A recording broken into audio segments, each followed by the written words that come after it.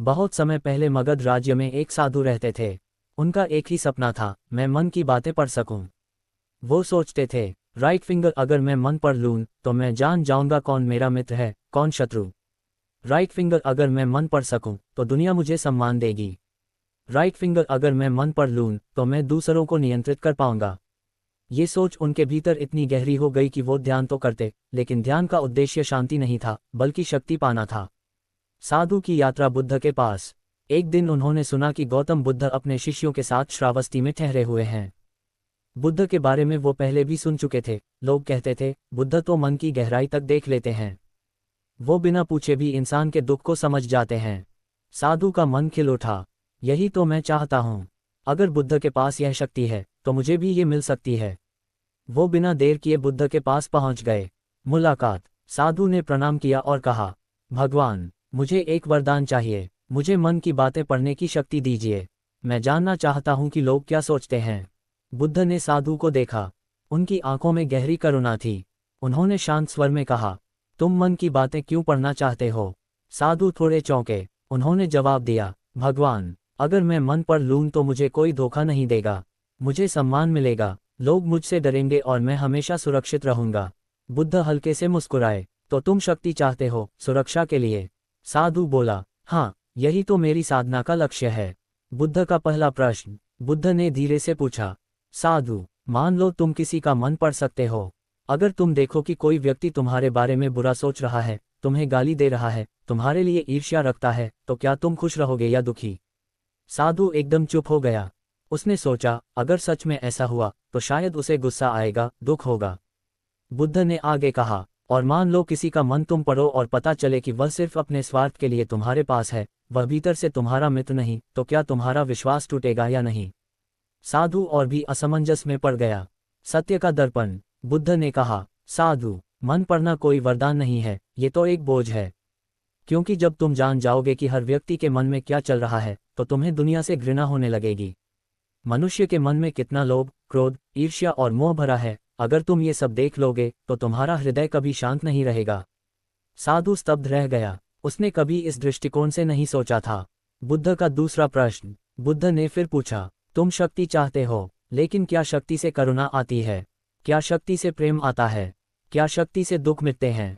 साधु ने सिर झुका लिया। वो समझ रहा था कि शक्ति पाना आसान है, पर उसका बोझ ढोना कठिन है। बुद्ध का रहस्योद्घाटन। बुद्ध ने कहा, साधु, अगर सच में तुम मन की बातें पढ़ना चाहते हो तो ये जादू से नहीं होगा। ये तब होगा जब तुम अपने मन को शांत करोगे। जब तुम्हारा मन निर्मल होगा तो तुम बिना पूछे ही समझ जाओगे कि सामने वाला दुखी है या प्रसन्न।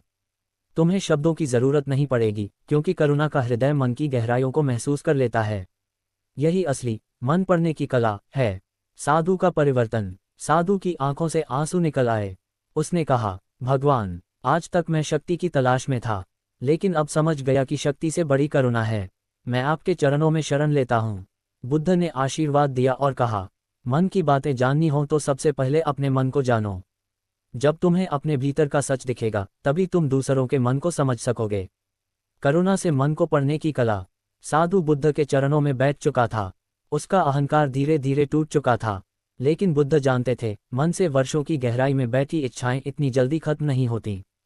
इसलिए उन्होंने उसे और उनके शिष्यों को एक कथा सुनाई। बुद्ध की कथा, बीज और मिट्टी। बुद्ध बोले, सुनो साधु, और तुम सब भी शिष्यगण, मैं तुम्हें एक उदाहरण देता हूँ। मान लो तुम्हारे पास एक बीज है। तुम उसे जमीन पर फेंकते हो। राइट फिंगर अगर जमीन पत्थरीली है तो बीज कभी अंकुरित नहीं होगा। राइट फिंगर अगर जमीन उपजाऊ है तो बीज पेड़ बन जाएगा। इसी तरह जब तुम किसी से मिलते हो तो उनके शब्द बीज हैं, लेकिन तुम किस मन में उन्हें ग्रहण करते हो, ये तुम्हारे अंदर की मिट्टी पर निर्भर करता है। अगर तुम्हारा मन क्रोध से भरा है तो तुम हर शब्द को अपमान समझोगे। अगर तुम्हारा मन करुणा से भरा है तो तुम वही शब्द समझोगे कि सामने वाला दुखी है और मदद चाहता है। साधु ध्यान से सुन रहा था। मन पढ़ने की पहली कुंजी धैर्य। बुद्ध ने आगे कहा, मन पढ़ने का पहला रहस्य है धैर्य। बहुत बार लोग तुरंत प्रतिक्रिया देते हैं। राइट फिंगर कोई गाली दे तो तुरंत गुस्सा, राइट फिंगर कोई बुरा बोले तो तुरंत दुख, राइट फिंगर कोई प्रशंसा करे तो तुरंत गर्व। लेकिन जो साधक धैर्य रखता है वह तुरंत प्रतिक्रिया नहीं देता। वह चुप रहता है, सुनता है और समझने की कोशिश करता है। यही धैर्य धीरे धीरे उसे ये जानने में सक्षम बनाता है कि सामने वाला असल में क्या कहना चाहता है, क्या महसूस कर रहा है। घटना रोता हुआ किसान। इतने में पास के गांव का एक किसान बुद्ध से मिलने आया। उसका चेहरा उदास था और आंखों से आंसू बह रहे थे। उसने कहा, भगवान, मेरा जीवन बर्बाद हो गया है। मैंने खेत में फसल बोई थी, बारिश न आई तो सब सूख गया। घर में खाने को कुछ नहीं है, मेरे बच्चे भूखे हैं, मैं क्या करूं? वो जोर जोर से रोने लगा। साधु के मन में पहला विचार आया, ये तो बहुत नकारात्मक व्यक्ति है, ये सिर्फ दुख की बातें करता है। लेकिन बुद्ध चुपचाप किसान को देखते रहे। उनकी आंखों में करुणा थी। उन्होंने कहा, भाई, तुम्हारे शब्दों में दुख है, लेकिन मैं तुम्हारे आंसुओं के पीछे प्रेम भी देखता हूँ। तुम रो रहे हो क्योंकि तुम अपने बच्चों से प्रेम करते हो। तुम परेशान हो क्योंकि तुम्हारे परिवार के प्रति तुम्हारी जिम्मेदारी गहरी है। दुख के पीछे प्रेम छिपा है, और प्रेम ही सबसे बड़ी शक्ति है। किसान ने सिर उठाया। उसके आंसू अब हल्के हो चुके थे। उसने पहली बार किसी ने उसके भीतर की सच्चाई को समझा। वह बोला, भगवान, आपने सही कहा, मैं सच में अपने बच्चों के लिए रो रहा था। कोई ये बात समझ नहीं पाया। साधु की हैरानी। साधु ये देखकर चौंक गया। उसे लगा, मैंने तो इस आदमी को नकारात्मक समझा, पर बुद्ध ने उसके शब्दों के पीछे छिपे भाव को पढ़ लिया। यही तो मन पढ़ना है। मन पढ़ने की दूसरी कुंजी करुणा।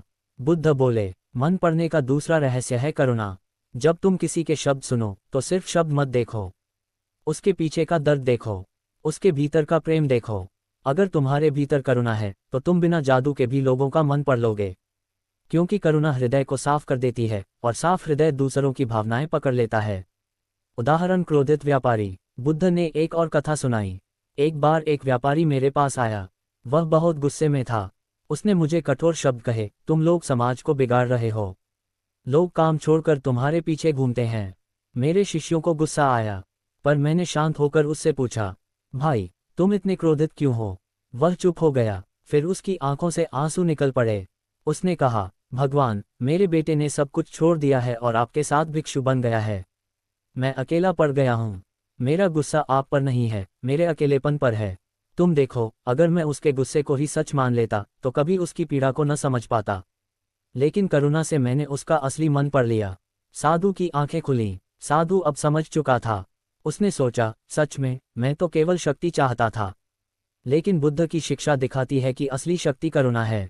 अगर करुणा हो तो बिना शब्दों के भी सामने वाले की आत्मा को समझ सकते हैं।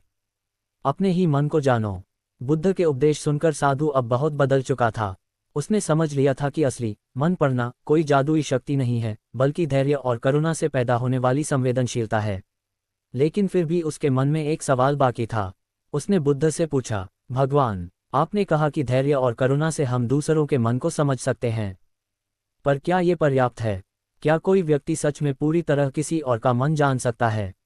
बुद्ध मुस्कुराए। उन्होंने कहा, साधु, दूसरों का मन जानने से पहले तुम्हें अपने मन को जानना होगा।